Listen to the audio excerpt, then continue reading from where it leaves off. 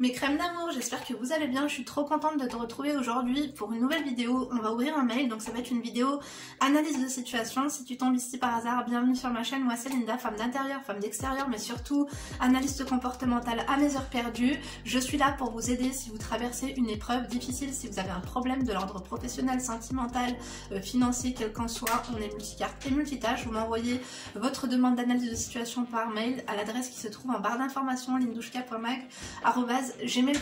Bien sûr, en objet, tu me mets un petit condensé, un petit résumé, un petit emoji bien croustillant comme on les aime.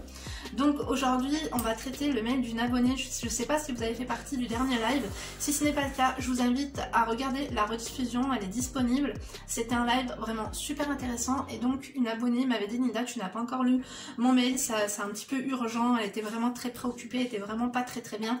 D'ailleurs, je vous demanderai de la conseiller également, parce que moi, je lis le mail, après on le décortique ensemble. Et j'essaie de vous donner les outils adéquats, en tout cas pour faire face à votre état psychologique et émotionnel, pour vous canaliser un petit peu. C'est vrai qu'on est vraiment 100% cash et honnête et bienveillante, donc je compte sur vous, parce que j'ai remarqué que franchement merci, vous donnez vraiment des conseils de qualité et j'ai vu que vous ne faites pas semblant et ça me touche énormément que vous investissiez autant. N'oublie pas surtout de liker la vidéo si ce n'est pas encore fait. Elle m'a envoyé une update parce qu'il s'est passé des choses entre temps, son fiancé a claqué la porte et il s'est barré, donc on va lire déjà le premier mail pour reconstituer un petit peu tout ça si vous n'avez pas suivi le live, et ensuite du coup je lirai le second mail du coup qu'elle m'a envoyé pour me dire ce qui s'était passé entre temps lorsque je n'ai pas lu le mail. Est-ce que vous êtes prêtes? Préparez vos crèmes, préparez-vous un petit plateau détox, pourquoi pas après les fêtes, hein. Je pense que vous serez plutôt apte à boire une petite citronnade ou un green smoothie que de se caler devant un chocolat chaud. Écoutez, pourquoi pas, je vais pas vous faire culpabiliser. Donc l'objet du mail c'était: enceinte de 7 mois, je ne sais pas s'il faut que je me sépare de mon mari. Regarde par là, ça va être un peu compliqué. En plus, je vais l'avancer un peu parce que du coup, il y a la lumière et tout qui est un peu... Enfin bref, hein. De toute façon, on fait comme on peut. Hein. J'avais pas de batterie, je me suis dit, je vais me mettre devant le salon, je vais faire ça devant le PC. Et puis moi qui suis un petit peu myope, écoutez, hein, c'est pas trop mal. Salut Linda, j'espère que tu vas bien. Je voulais te souhaiter une belle et heureuse année 2022. J'hésitais à envoyer un mail. Vu les bons conseils, je me lance. Tu pourrais m'appeler Nathalie. Voilà, je suis mariée depuis 4 ans et j'attends mon premier enfant. C'est prévu pour fin février, Inch'Allah. Là, t'es vraiment dans la fin de ta grossesse, Nathalie. Seulement voilà, je ne m'entends pas avec mon mari. Les sentiments sont bien présents des deux côtés, je n'ai pas de doute là-dessus. Ce n'est pas du tout une mauvaise personne, mais nous avons des mentalités très différentes. En dépit du fait que l'on soit tous les deux musulmans et tous les deux d'origine algérienne, entre parenthèses, même si cela ne veut absolument rien dire, oui, c'est bien de recontextualiser la chose, tu sais, pour avoir l'entourage, pour voir s'il y a des problèmes, on va dire, de culture, tu vois. Je ne vais pas te mentir, ça a été compliqué dès le début de notre mariage. Tu vas me dire pourquoi avoir fait un enfant. En réalité, on voulait en avoir un depuis plus de 2 ans. Ça ne venait pas, pardon, et nous avons lâché l'affaire tous les deux. Je n'ai jamais pris de contraception et nos rapports se faisaient de plus en plus rares, pour te dire, mais vraiment de plus en plus rares. Elle insiste vraiment sur ce cas-là. J'ai une très faible libido comparée à la sienne et très souvent des douleurs pendant les rapports. J'ai été consultée, on m'a signalé une infection qui a rapidement été soignée, sinon rien à signaler d'après les médecins, mais souvent les douleurs présentes. Ma grossesse a vraiment été un choc, mais tu vas me dire, il suffit d'une fois. Elle est d'ailleurs mal tombée car on était tous les deux dans une précarité professionnelle. Mais moi, ça s'est pour le moment arrangé, mais lui travaille toujours pas. Entre parenthèses, le milieu dans lequel il travaille est fortement touché par la crise sanitaire. Bref, là n'est pas le souci entre nous, même si l'argent, c'est très important pour vivre. Le problème date et comme dit plus haut, on ne s'entend pas. J'ai la tête dure et lui aussi. 2 Algériens ensemble, ce n'est pas une bonne idée. C'est généralement sur les choses anodines, mais plus, ça fait beaucoup.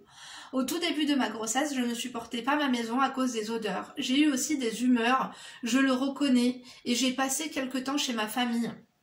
Elle a mis entre parenthèses 3 semaines en tout. Certains soirs, je rentrais chez moi pour m'occuper du linge, faire les courses et à manger, mais je dormais chez mes parents.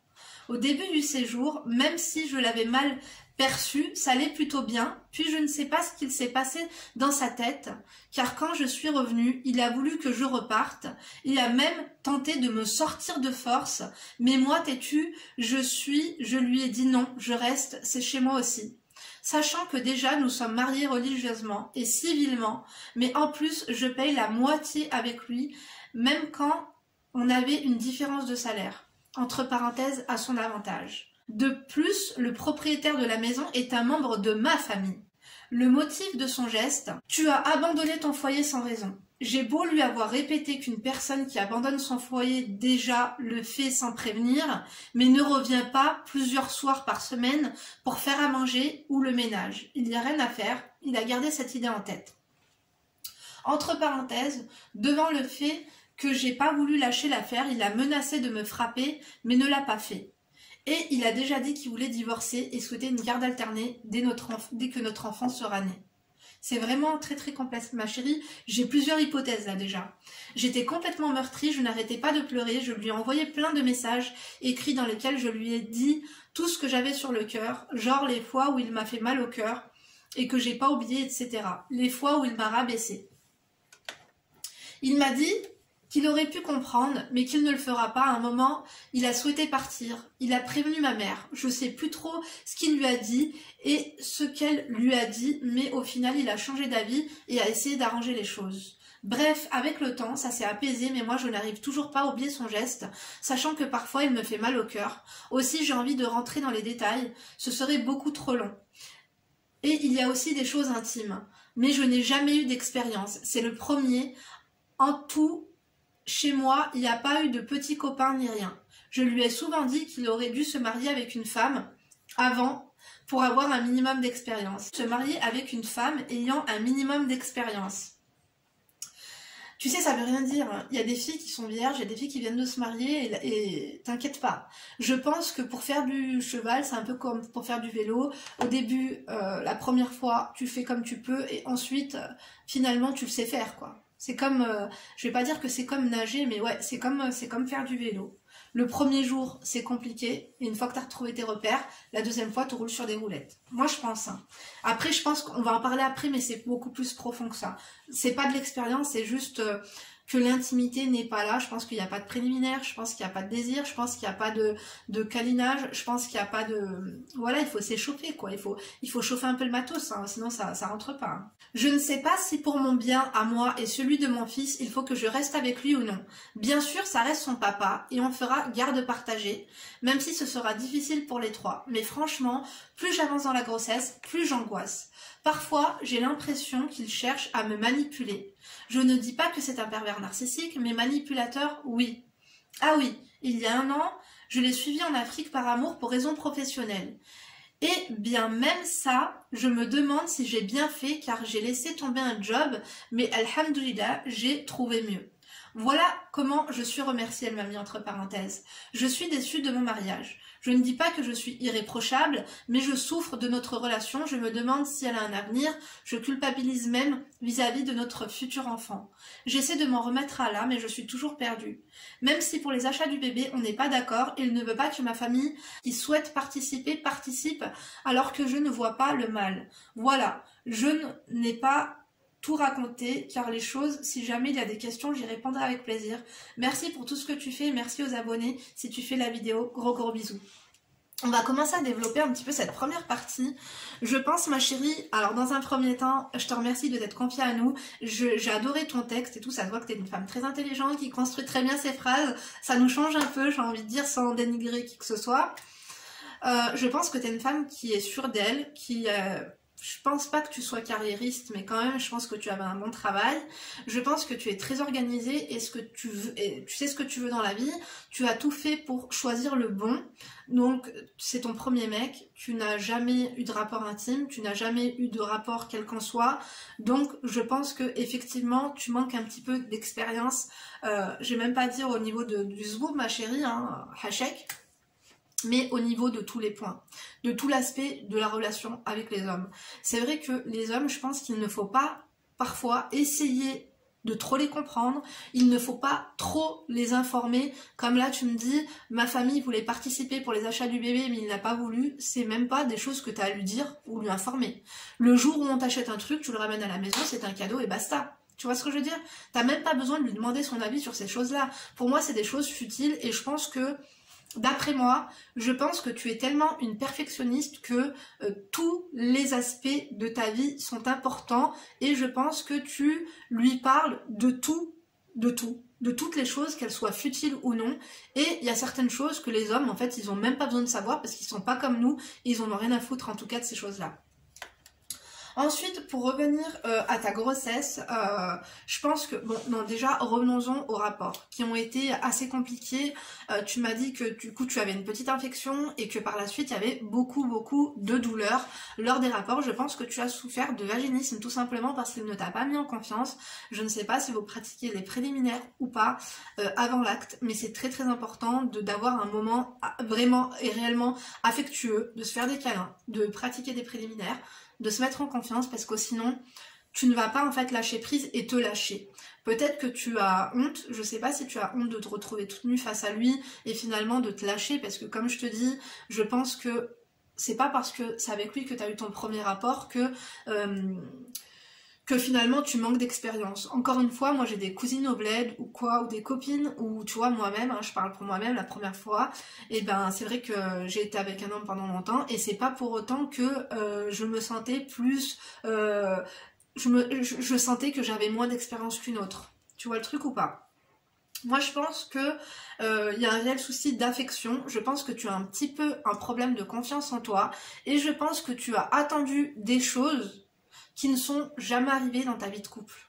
Je pense que tu idéalisais peut-être aussi ton premier rapport et tout ce qui était rapport en général. Je pense, c'est même pas que tu as idéalisé, c'est juste que je pense que vous ne vous lâchez pas. Donc après, je pense qu'il n'y a pas de mauvais moment pour tomber enceinte. Là, tu as dit que tu étais dans une précarité professionnelle toutes les deux, mais finalement, toi, tu as réussi à trouver un job, on adore. Tu as dit que tu ne supportais pas l'odeur de ta maison et tu as un petit peu fui le foyer du coup à cause de ces odeurs. Vous savez que les femmes enceintes, les odeurs, c'est un truc de fou. Moi, je supportais pas. À chaque fois que je rentrais dans un centre commercial et qu'il y avait le rayon boulangerie, je vomissais de partout. Donc, je peux très bien te comprendre, mais au lieu du coup d'aller chez tes parents, même si finalement tu as fui le domicile, tu m'as parlé de 3 semaines, mais quand je lis ton texte, on a l'impression que c'est beaucoup plus que ça, ou alors tu n'as pas compté les journées où tu es venu faire à manger, où tu es venu faire le ménage et tu es rentré chez tes parents le soir pour aller te coucher. C'est vrai que je sais pas si tu es une jeune mariée, tu m'as pas dit combien de temps ça faisait que tu étais mariée depuis 4 ans. C'est vrai que fuir vraiment son domicile et l'abandonner, on va dire entre guillemets pour reprendre un petit peu le terme de ton mari, je pense pas que ce soit la bonne idée. Je pense que tu aurais tout dû faire le nécessaire en tout cas pour faire disparaître en fait ces odeurs, parce que des fois on a des odeurs de lessive, des fois je sais pas de textile, enfin peu importe, il fallait peut-être changer ces odeurs là pour du coup rester dans ton foyer si c'était que des problèmes d'odeur, si le problème n'était pas ailleurs et si c'était pas du coup je pense la toxicité et la tension peut-être qu'il y avait entre toi et lui, hein, la mésentente, etc.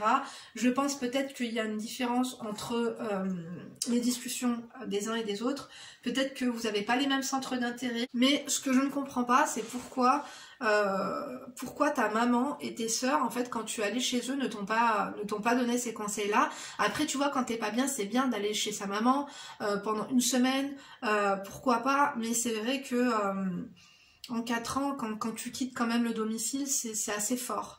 Maintenant, tu dis que lorsque tu es rentré, il a voulu te foutre à la porte en te disant non, c'est bon, tu t'es barré, tu as abandonné le domicile. Je pense que lui, il s'est senti un petit peu délaissé.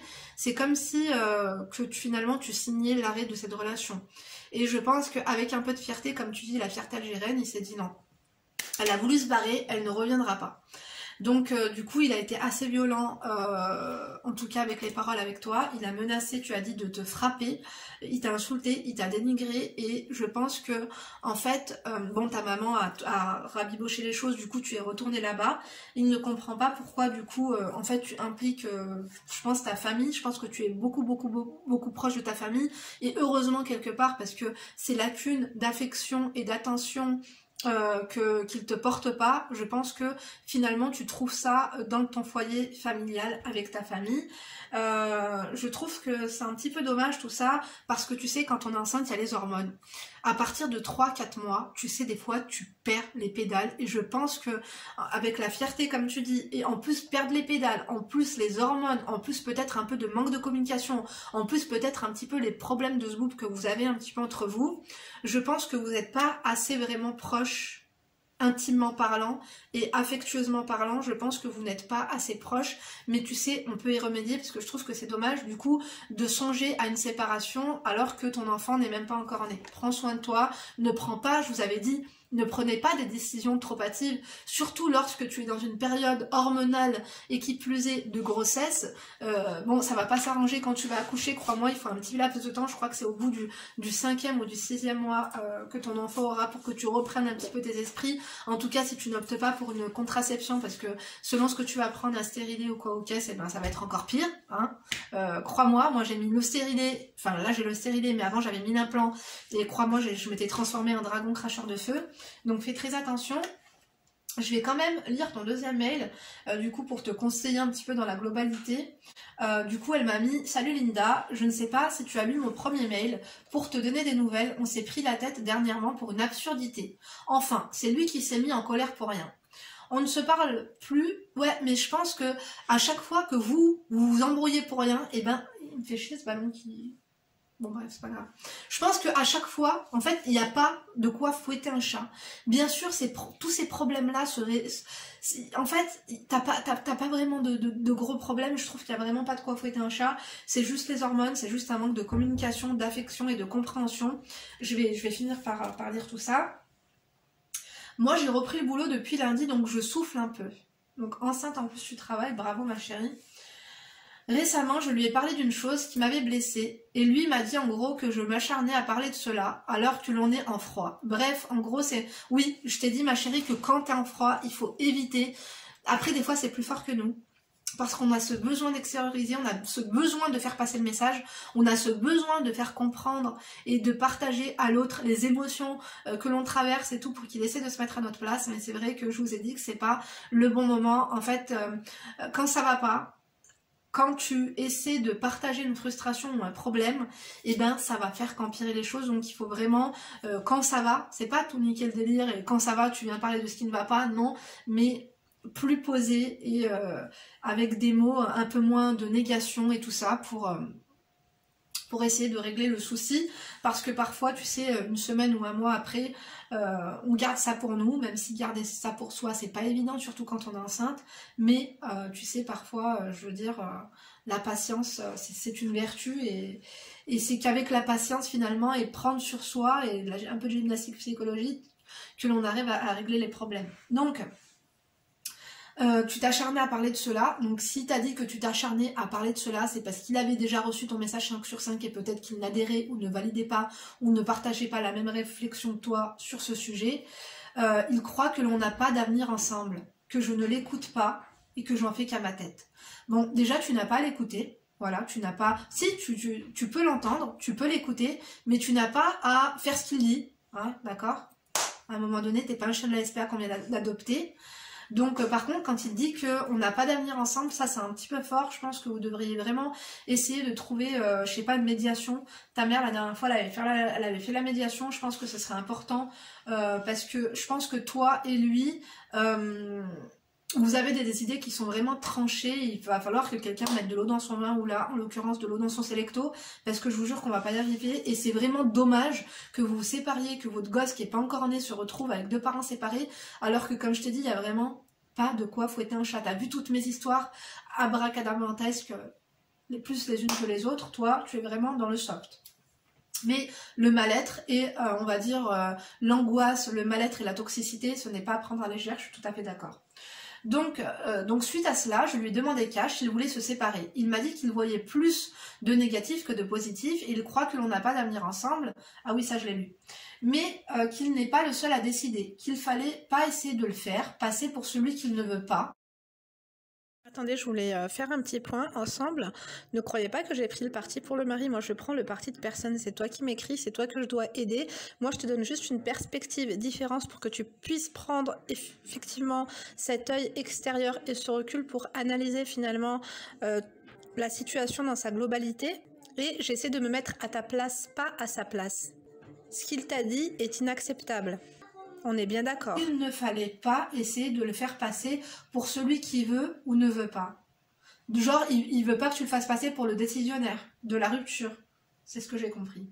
Bref, je lui dis d'y réfléchir, de prendre le temps. Oui, mais pourquoi tu lui donnes finalement cette décision entre les mains?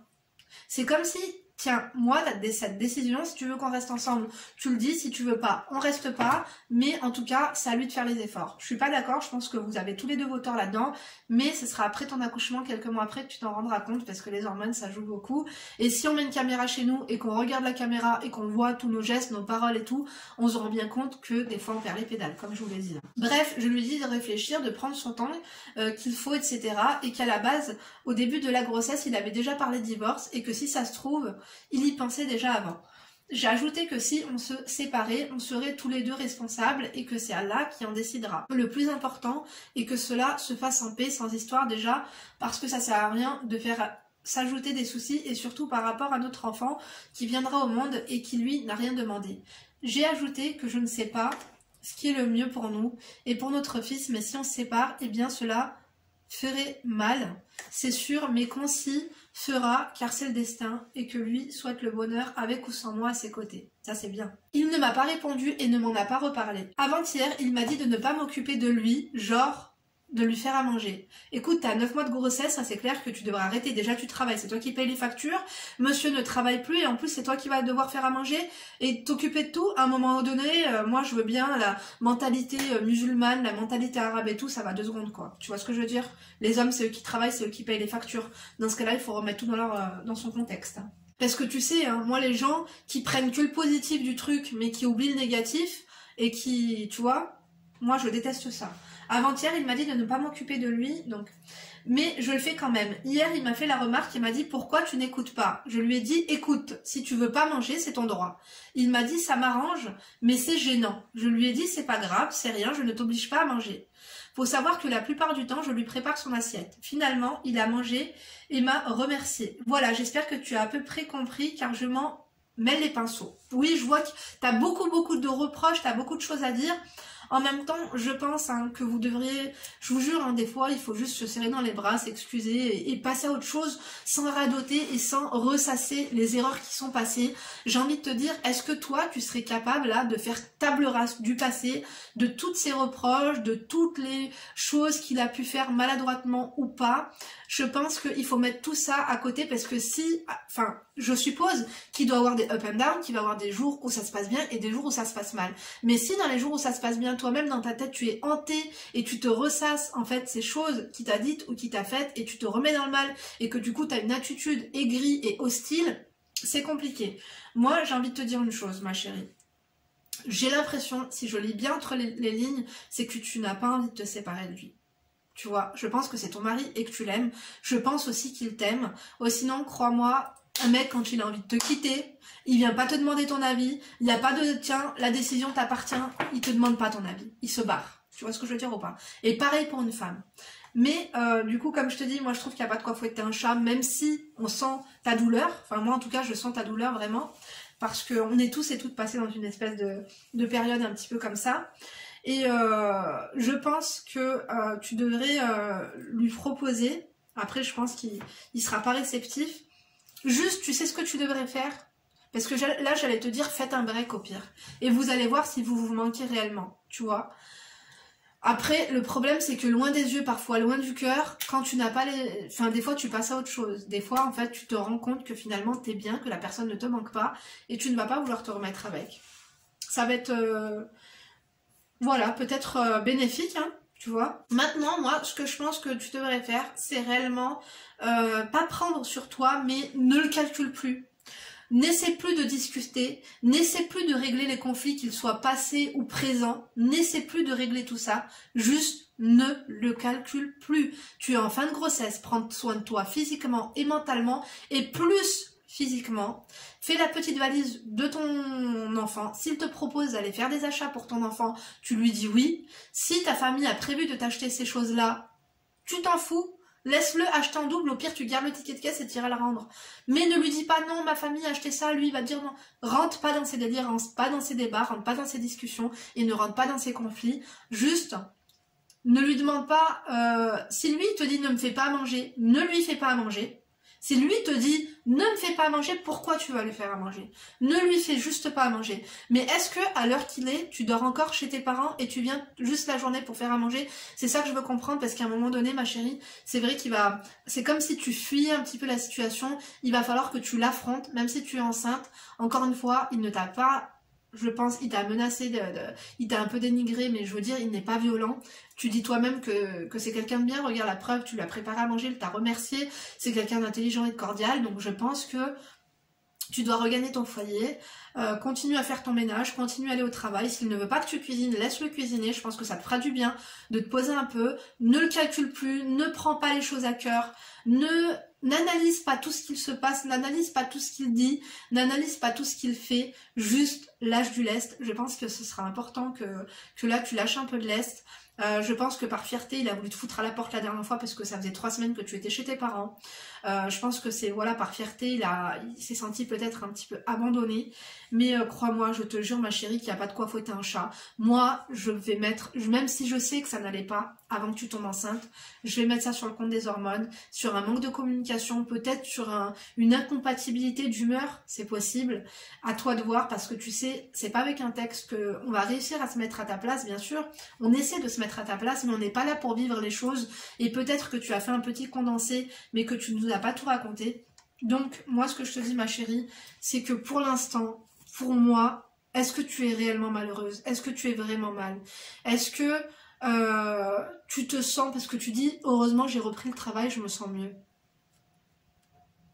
Si tu es vraiment mal, si tu as la boule au ventre, si ton foyer, en plus des odeurs que tu ne supportes pas, il y a cette toxicité aussi que tu ne supportes pas, c'est-à-dire le voir passer, souffler, son comportement, toutes ces choses, si tu ne supportes plus, si c'est plus fort que toi et ça devient vraiment une atteinte, en tout cas à ton bonheur et à ton bien-être mental et physique, dans ce cas, je te conseille vraiment, même si l'appartement, c'est un proche de ta famille qui vous loue, etc., et que c'est toi qui payes le loyer, moi je serais toi, et même si c'est toi qui es enceinte finalement, tu lui parles et tu lui dis, je pense que ça serait bien qu'on fasse un break, peut-être que tu devrais trouver un studio ou un appartement, me laisser ici parce que je suis enceinte et que ce sera plus simple pour l'enfant, et faire un break et vraiment voir si vous vous manquiez, voir si tu ressens ce manque, voir si tu ressens de l'amour finalement, parce que tu sais, parfois c'est lorsqu'on a perdu la chose que l'on se rend compte de ce que l'on a perdu, parce que là tu étais chez tes parents, donc tu étais entouré. Quand on avait quelqu'un, c'est plus difficile, c'est plus facile, pardon, de ne pas penser à être cher ou non, mais lorsqu'on est seul, à la maison, sans papa, sans maman, sans tes sœurs, sans tes, tu vois, sans cet entourage en fait qui vient combler ce manque affectif, etc. C'est là où tu te rends compte finalement de tout ça. Donc moi je pense que il faudrait soit envisager un break, soit vraiment envisager de ne plus le calculer du tout et de voir finalement si tu prends pas trop les choses à cœur. Laisse-le parler sans rentrer dans le débat de non je suis d'accord, non je suis pas d'accord, non on devrait faire ci, non tu as tort, non j'ai raison. Laisse-le parler, tu lui dis oui, oui. Je te jure, des fois, tu dis juste oui, oui, oui. C'est pas pour autant que tu vas le faire, mais tu dis oui, oui et basta, quoi. Et puis si ça l'énerve, tant pis. Et puis ça devient trop toxique, fais un break. D'accord, ma chérie? En tout cas, j'espère que j'aurai répondu à tout, parce que ça fait un moment que je parle. Tu peux compter en tout cas sur mes crèmes de la crème pour te conseiller et t'aider en commentaire. Je vous remercie de m'avoir écouté jusqu'ici. N'oublie pas de revenir vers moi pour me dire ce que tu as pensé de mes conseils et me dire en fait l'avancée un petit peu de ta situation. Si il y a des personnes à qui j'ai donné des conseils comme ça en vidéo et qui souhaitent me dire ce qu'ils sont devenus, ça me fera super plaisir et je pense que ça fera plaisir aussi aux abonnés. Donc n'oubliez pas de m'envoyer un petit mail, encore une fois à l'adresse qui se trouve ci-dessous. Moi je vous embrasserai fort, je vous laisse, je dois aller récupérer ma fille à l'école. Donc je vous donne rendez-vous demain pour une nouvelle vidéo. D'ici là bien sûr vous ne vous laissez pas faire. Et n'oubliez pas de liker si vous avez aimé, de disliker si vous avez détesté, de fucker si vous êtes enragé ou de toser si vous êtes des enfoirés. On n'adore pas du tout les enfoirés mais on préfère les enfoirés aux gens qui passent ici sans liker, sans subscribe et sans commenter. Vous me mettez un petit commentaire, j'aimerais bien une petite tablette de chocolat, vraiment ça serait cool, ou une femme enceinte, ou les deux, parce que les femmes enceintes généralement aiment le chocolat. Bisous, à demain, et d'ici là bien sûr vous ne vous laissez pas faire.